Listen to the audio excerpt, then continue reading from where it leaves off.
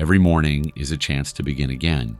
But how often do we truly begin? Most of us wake up and fall straight into the noise messages, headlines, distractions, pulling us in 100 directions before we've even taken a full breath.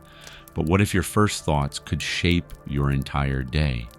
What if you could rise with clarity, act with calm, and move through life not in reaction, but in command? That's what the ancient Stoics taught, not as theory, but as a way to live. In this video, we'll go far deeper than motivational quotes. We'll explore how 9 quiet shifts in how you start your day can rebuild the way you face everything: fear, failure, ambition, purpose. And in the middle of it all, you'll find something you may have forgotten yourself. If you've ever felt overwhelmed, scattered, or just off track, this is for you. Let the next few minutes be your anchor. And if these words meet you where you are, subscribe to Stoic Focus. Not for noise, but for clarity. Not for hype, but for truth. Because every morning is a message, and today it begins with you. Begin with intention, owning your morning, owning your life. Before the world asks anything of you, before your phone lights up, before the weight of responsibilities begins to settle in, there exists a brief and powerful moment. That moment, when you first open your eyes, is more than just the start of another day. It's an invitation to decide who you will be. It's not about productivity. It's not about checking things off a list. It's about identity, about anchoring your being before the storm of distraction arrives. Most people wake up and fall immediately into reaction. They scroll, they check messages, they absorb the stress and urgency of others before they've even taken their first conscious breath. But the Stoic begins differently. The Stoic begins with intention. For years, I misunderstood intention as a simple task list, something external. But intention is internal. It's not about what you plan to do. It's about how you plan to be. Before the to-do list, before the commute, before the world offers its chaos. You get to make one quiet decision. What kind of person will I be today? The Stoics understood the weight of that question. Marcus Aurelius, perhaps the most powerful man of his time, didn't begin his day with politics or conquest. He began with reflection, with writing, with stillness. In his private journal, he reminded himself that anger, pride, and distraction would visit him that day, and he committed again and again to meeting those forces with calm and clarity. That's the kind of intention I'm talking about. Not vague hope, but a deliberate return to what matters. Because if you don't set your mind in the morning, the world will set it for you. It will fill your head with fear, with outrage, with marketing, with comparison, and you'll spend the entire day pulled in 10 different directions, wondering why you feel so lost. Intention is not a shield against difficulty, but it is a compass in the storm. I've seen this over and over, not just in philosophy, but in people I've worked with across all walks of life. Soldiers, nurses, teachers, single parents.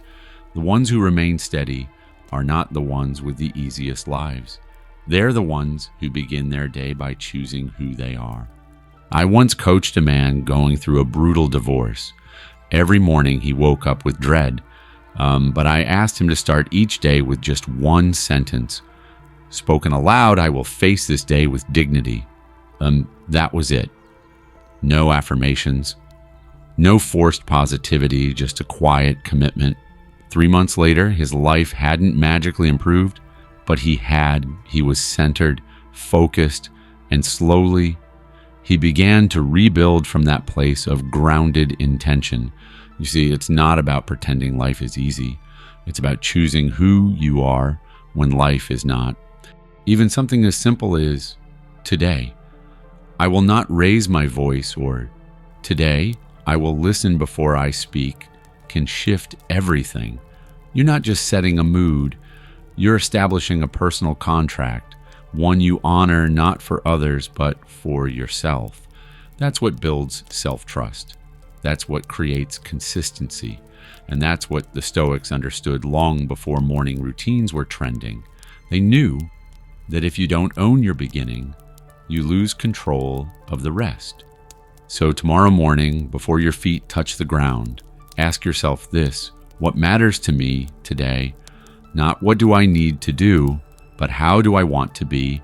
Patient, focused, generous, honest. Then let that intention guide you. Let it whisper to you during the commute, during the meeting, during the hard conversation, during the quiet moments alone. Let it carry you through the day like a silent compass, steady and unshaken. Because every day, the world offers you 1,000 chances to forget yourself. Intention is how you remember. Intention is how you return. You don't need to control the day. You just need to decide how you will meet it. That choice, that one small choice, is where the Stoic life begins. And that's where freedom begins too. True discipline is freedom, building the backbone of the Stoic life. There's a reason why so many people admire discipline, but so few truly practice it. It's not glamorous. It doesn't get applause. It often goes unnoticed, and sometimes it even feels unrewarded. But discipline, in the eyes of the Stoics, is not a punishment. It is a profound act of love. It is the daily decision to honor your values, even when it would be easier not to. When people hear the word discipline, they often think of military orders or rigid routines. But real discipline is quieter than that. It's not about force. It's about freedom. It is the slow, steady development of inner strength earned, not inherited. Epictetus said it simply: "No man is free who is not master of himself." That's the core of Stoicism. True freedom is not doing whatever you feel like.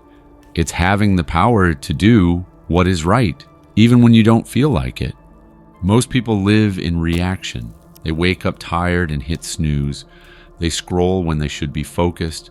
They avoid discomfort and label it as self-care. But every time you abandon your own standards, you erode trust in yourself. And without self-trust, there can be no peace. Discipline rebuilds that trust. It reminds you that your word, especially to yourself, matters, and that quiet integrity is the beginning of confidence. Not the kind that needs attention, but the kind that can withstand storms. I once worked with a young artist who dreamed of building a career in music, but could never seem to finish a project. He told me he was waiting to feel inspired. I told him inspiration was a liar, and discipline was the only friend he could count on. We built a routine 30 minutes a day, no matter what, rain or shine. Whether he felt like it or not, he showed up. At first, it was hard. His songs sounded rough. He doubted himself. But after 3 months, he had an entire EP. And more importantly, he had changed the story he told himself. He no longer needed to wait for a perfect mood. He knew he could trust his process. That's what discipline does. It gives you back your power. We live in a world addicted to comfort. We avoid effort and call it balance. We skip hard conversations and call it peace. But the Stoics knew that effort is the soil where growth happens. They saw challenge not as an interruption, but as a forge. Discipline is what keeps you inside that forge long enough to be transformed. And transformation, real transformation, never happens without resistance. It doesn't need to be dramatic. In fact, discipline thrives in the small and quiet. Making your bed, drinking water instead of soda, saying no when you want to say yes just to please someone. And these moments don't look like much from the outside, but on the inside, they're building something solid, brick by brick, choice by choice. You become someone you can rely on, and that, in itself, is freedom. One of the best things discipline gives you is predictability, not for the world around you, but for the world within you. When things fall apart, when stress builds, when everything feels out of control, you don't have to spin in chaos. You can fall back on your habits, your process, your foundation. And that's not rigidity, that's resilience. There will be days when you're tired, when your motivation evaporates, when nothing seems worth doing.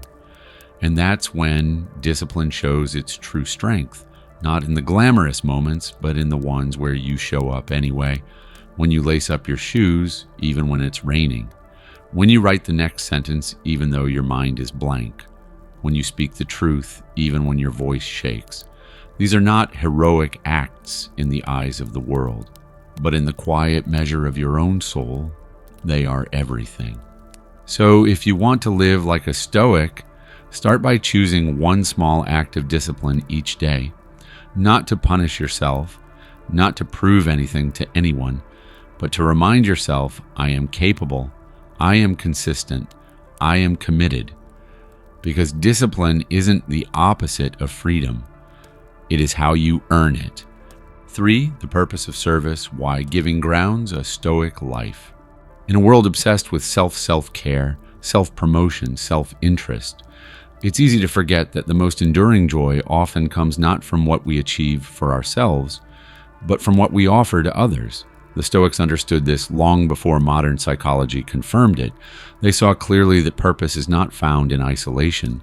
It is found in connection, in contribution, in service.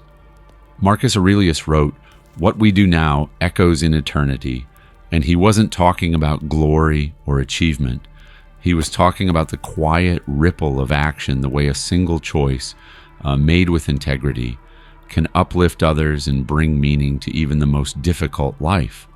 Stoicism doesn't ask you to deny your needs. It asks you to broaden your perspective, to recognize that we are all threads in a much larger fabric. When one of us strengthens that fabric through kindness, through presence, through generosity, we all benefit. And service, in this sense, isn't about charity or sacrifice. It's about alignment. It's about becoming the kind of person who doesn't just endure hardship, but transforms it into healing for others. I once met a man named Charles, a nurse who had worked in trauma wards for over 20 years. When I asked him how he kept going, despite the suffering he witnessed daily, he said something that stayed with me. He said, "The pain I see isn't mine to fix, it's mine to honor. My job is to show up and remind people they're not alone." That's what Stoic service looks like. It's not always dramatic. It doesn't always end in applause. Sometimes it's just presence, a willingness to be there, to bear witness, to hold space.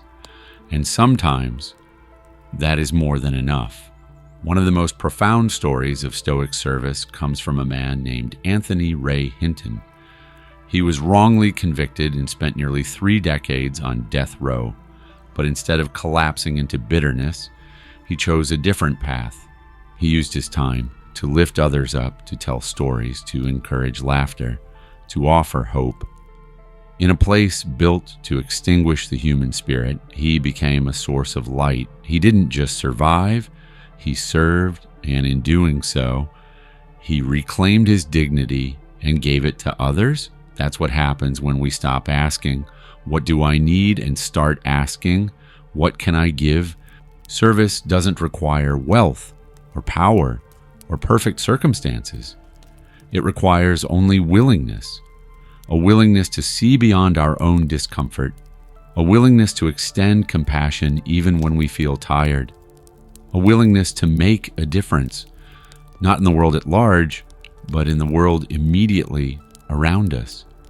Holding a door, remembering someone's name, listening, really listening when someone is in pain.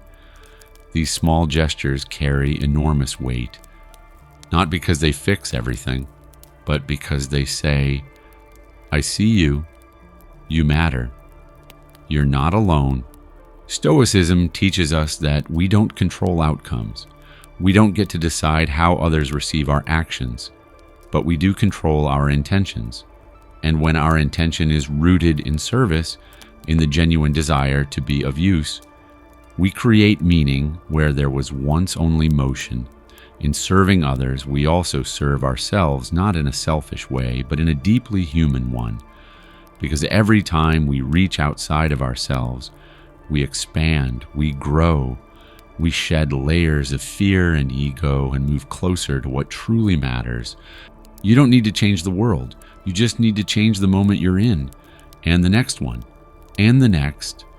That's how legacies are built, not in headlines, but in habits, not in grand gestures, but in consistent acts of quiet strength. So ask yourself, not once, but daily, who needs me today? Where can I bring calm where there is noise, light where there is fear, connection where there is loneliness? Let that be your compass.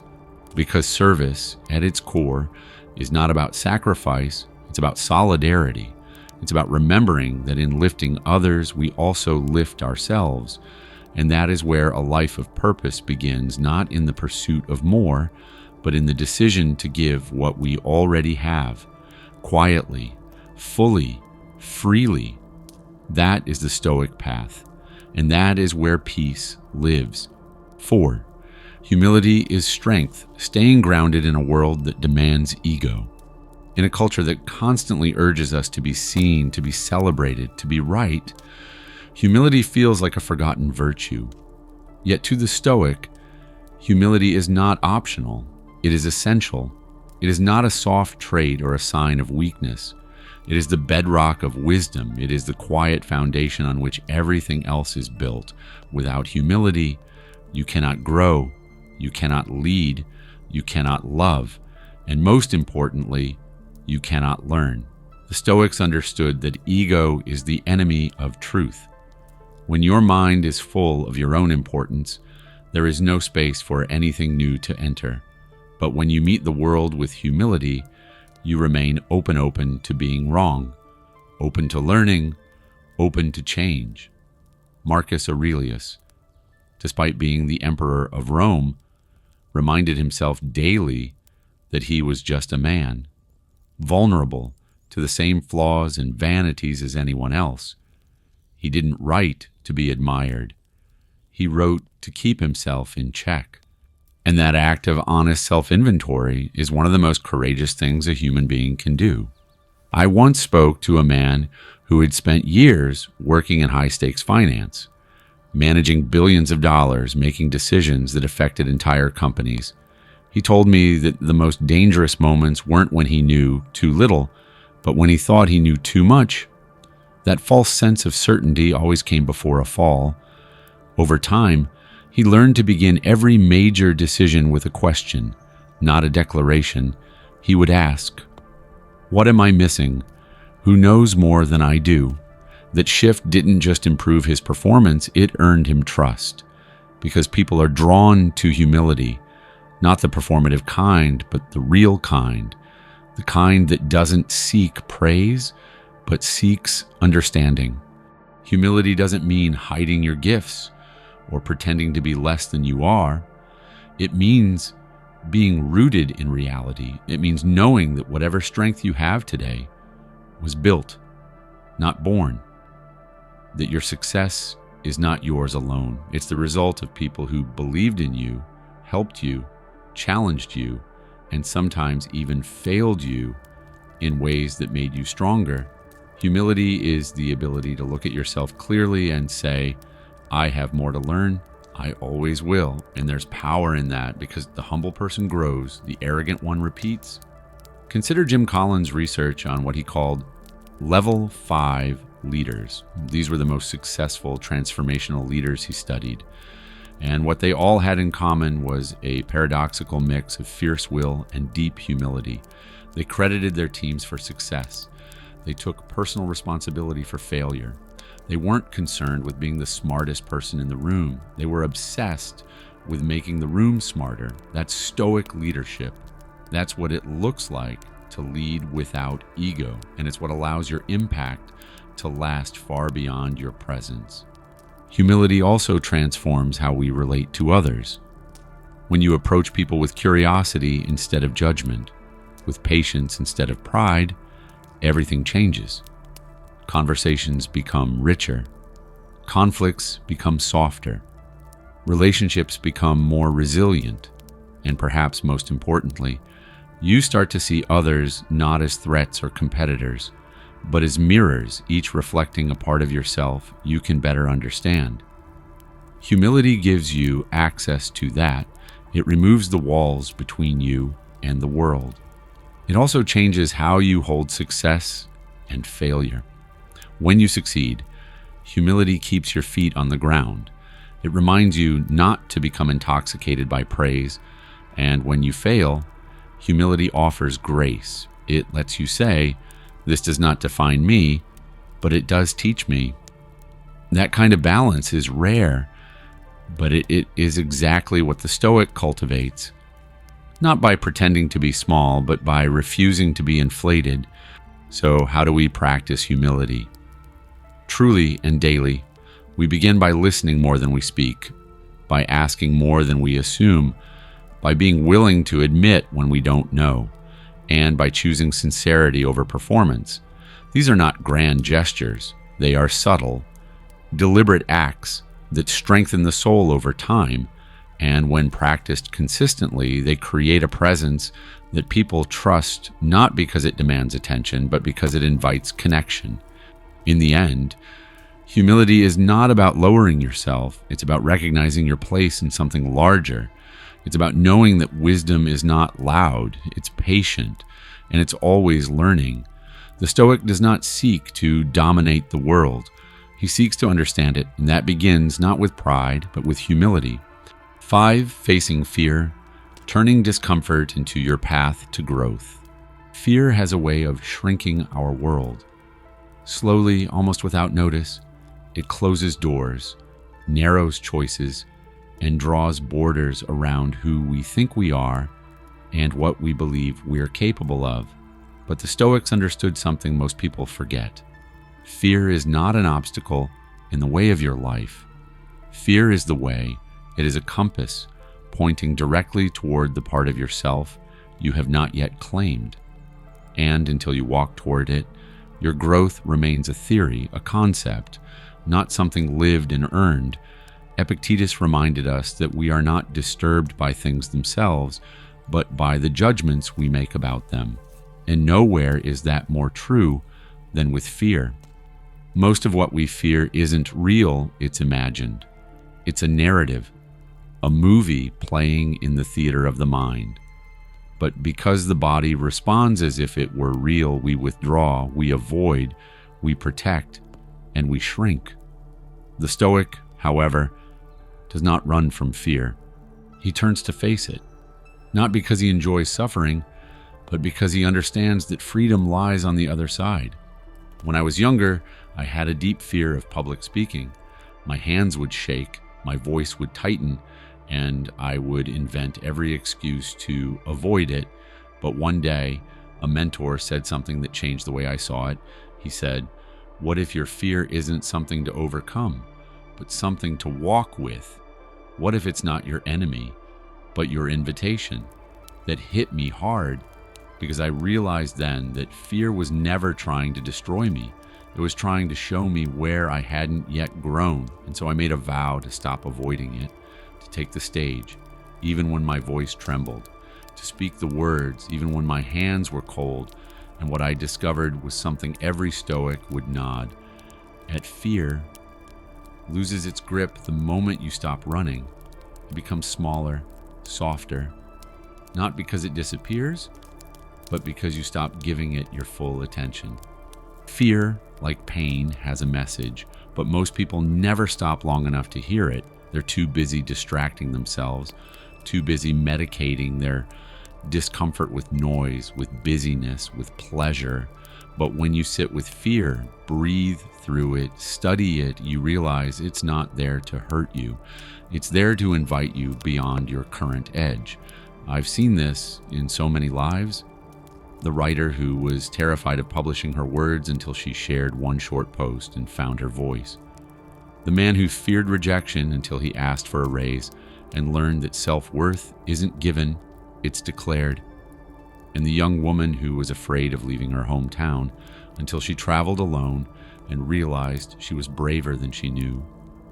None of them became fearless. but they became familiar with the process of walking forward anyway. The Stoic does not aim to eliminate fear. He seeks to master his response to it. He knows that courage is not the absence of fear, but the decision that something else matters more. When Marcus Aurelius faced war, illness, betrayal, and the weight of empire, he did not pray for an easier life. He reminded himself to meet every fear with reason, with clarity, with action. That's the Stoic way, not to wish the fear away, but to move anyway. So the next time fear rises, don't ask how to silence it. Ask what it's pointing toward. Is it asking you to speak up, to risk something, to try again? Let that be your direction. You don't need to do it all at once, just the next step, just 1 inch forward. And in that movement, you begin to reclaim your power, because fear can only control the part of you that refuses to grow.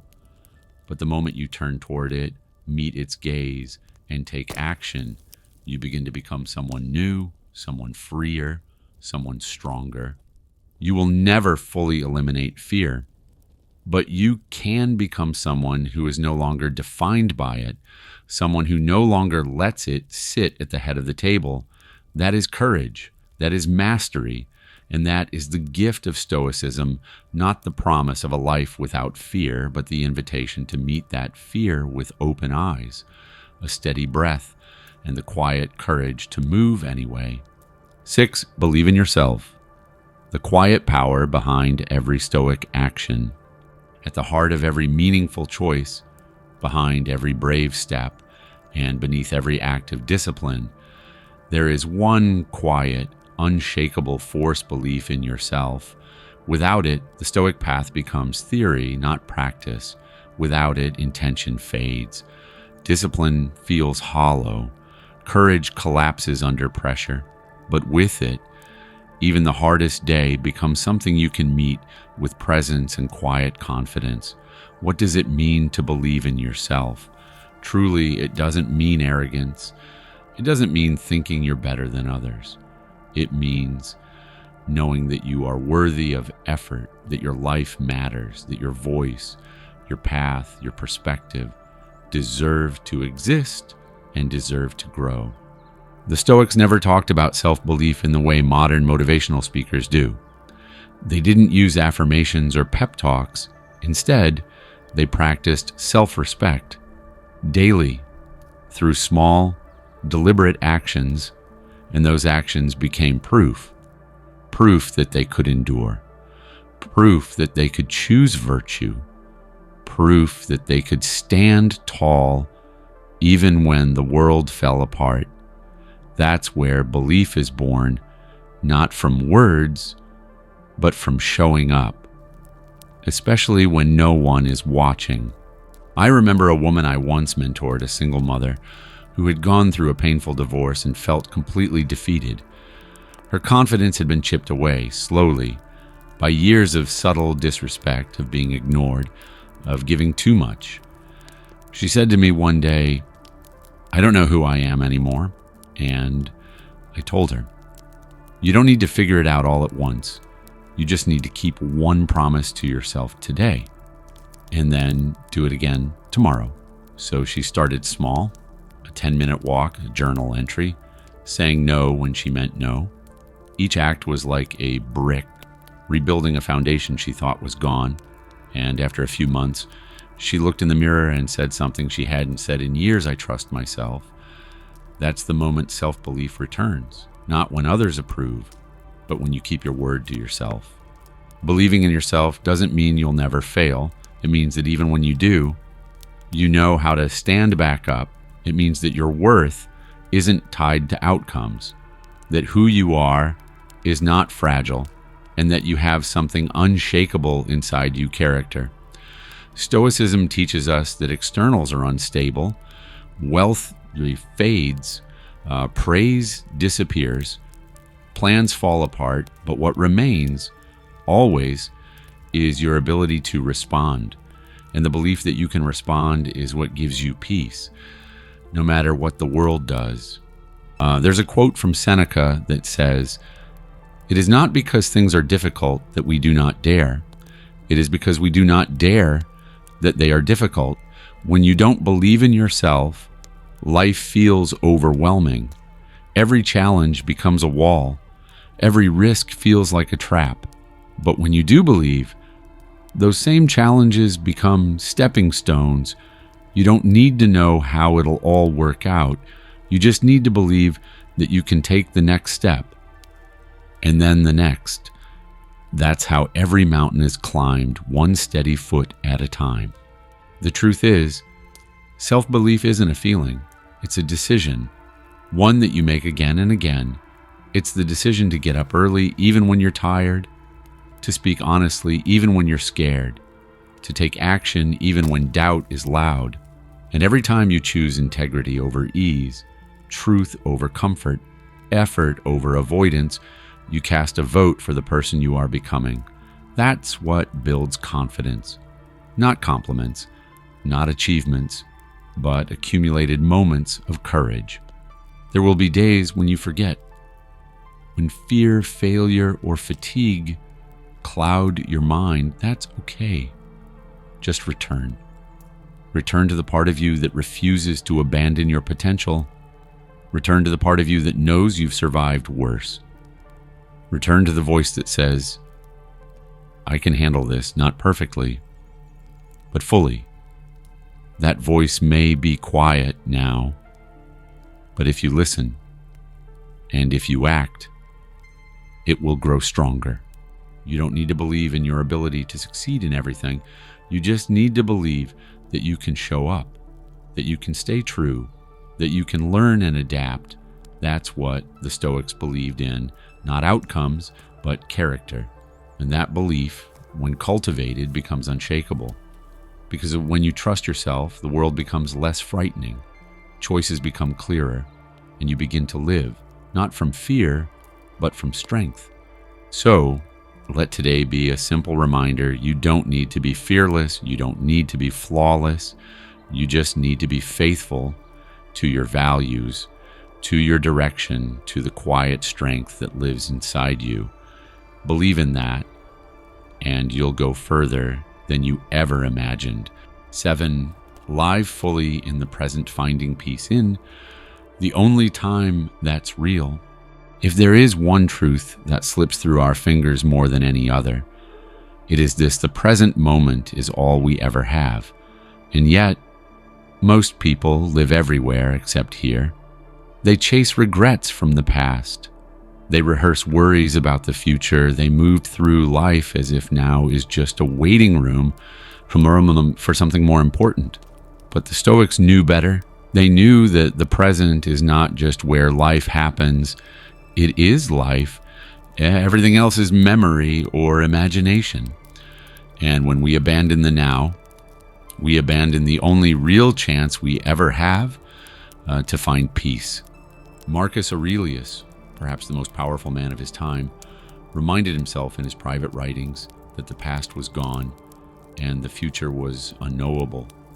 The only time he could act, think, and live with virtue was now. That insight wasn't poetic, it was practical. Because when you center yourself in the present, you reclaim power, you stop fighting battles that no longer exist, you stop fearing events that haven't happened yet, and instead, you begin to move with clarity and presence through the life that's actually unfolding in front of you. I remember a young client who always felt anxious, overwhelmed, scattered. She said her days felt like a blur. I asked her to start doing just one thing every day with full attention. No multitasking, no distractions, whether it was drinking a cup of tea, walking her dog, or folding laundry. Do it like it was the only thing that mattered. After a few weeks, she came back to me and said, I didn't know life could feel this quiet. That's the shift. When you bring your whole self into the present, even the smallest moments become sacred. We are taught to seek happiness in outcomes, in achievements, in goals. But Stoicism teaches us that fulfillment isn't found at the end of a journey. It's found in how you walk the path, the way you breathe, The way you speak, the way you listen, and the way you show up, even for things the world considers ordinary. When you are fully present, you discover that nothing is truly ordinary. Even a quiet sunrise can feel like a miracle when you are there for it. Living in the present doesn't mean you forget the past or ignore the future. It means you stop trying to live in them. You learn from what was, you prepare for what might be, but you live in full color here. That's the only place joy exists, the only place courage can act, the only place character is built. And when you understand that, you stop postponing your life. You stop saying, I'll be calm when things slow down, or I'll be happy when I succeed, or I'll feel whole when I'm healed. Instead, you realize that the only chance to feel calm, to be happy, to act with wholeness is right now. I often return to the image of a river. The present moment is like water flowing through your hands. You can't grab it, you can't freeze it. You can only feel it as it moves. And if you spend all your energy regretting the drops that already passed, or worrying about the ones still to come, you miss the beauty of the ones right here. Life, in its deepest form, is always now, and now, and now again. So, how do we practice this not through force, but through attention, by choosing to actually taste your food, by looking people in the eye when you speak, by pausing between breaths and noticing that you're still here, still alive, still capable of showing up fully and clearly for this moment and the next and the next. That's the heart of Stoicism, not becoming detached from life, but becoming more deeply embedded in it, more awake to it, more reverent of it.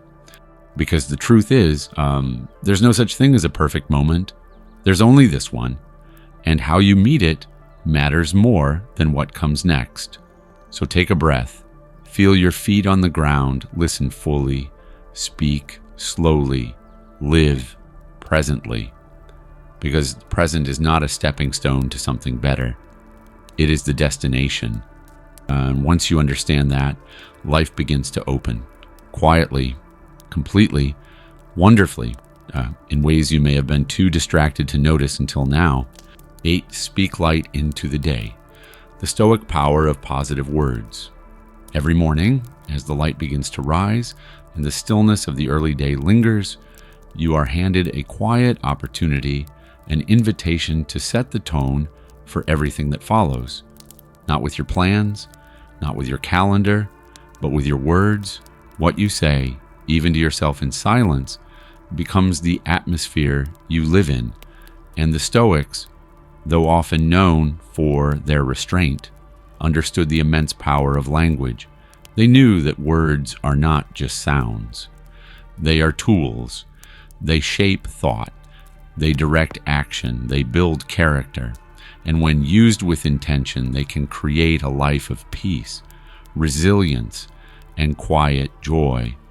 It's easy to underestimate the power of what we say, especially in private.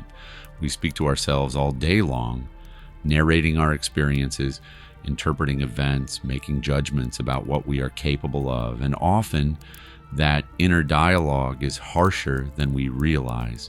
We say things like, I'm not good enough, or I always mess this up, without questioning the damage those words cause.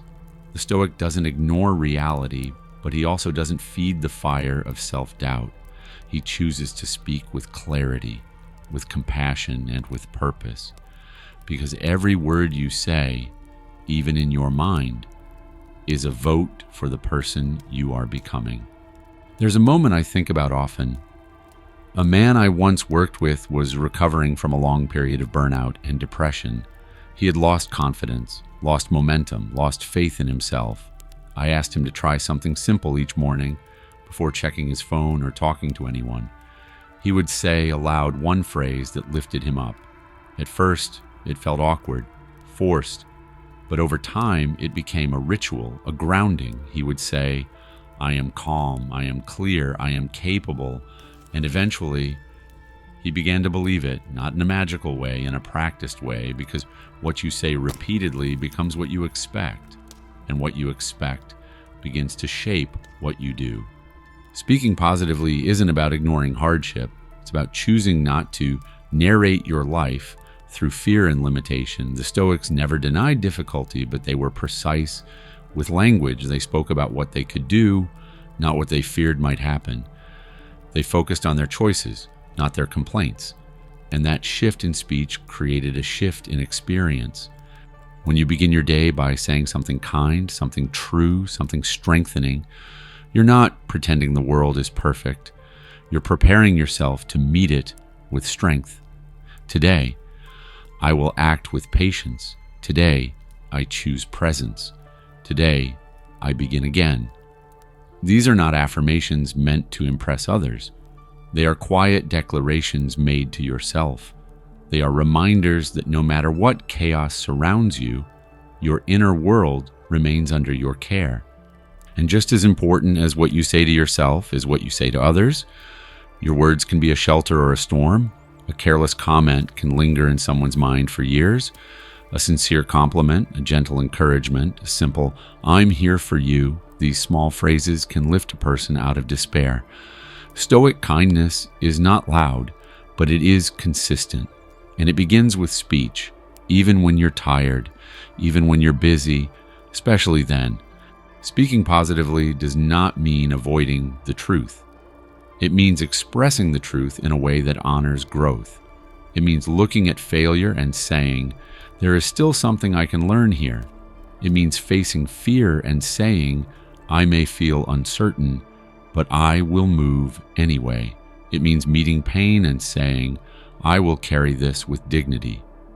This is the language of strength, the language of the Stoic. So tomorrow morning, before the day begins to pull you in a dozen directions, speak one sentence aloud that affirms your values. Let it be simple, let it be honest, let it be yours. And then repeat it not just with your voice, but with your actions.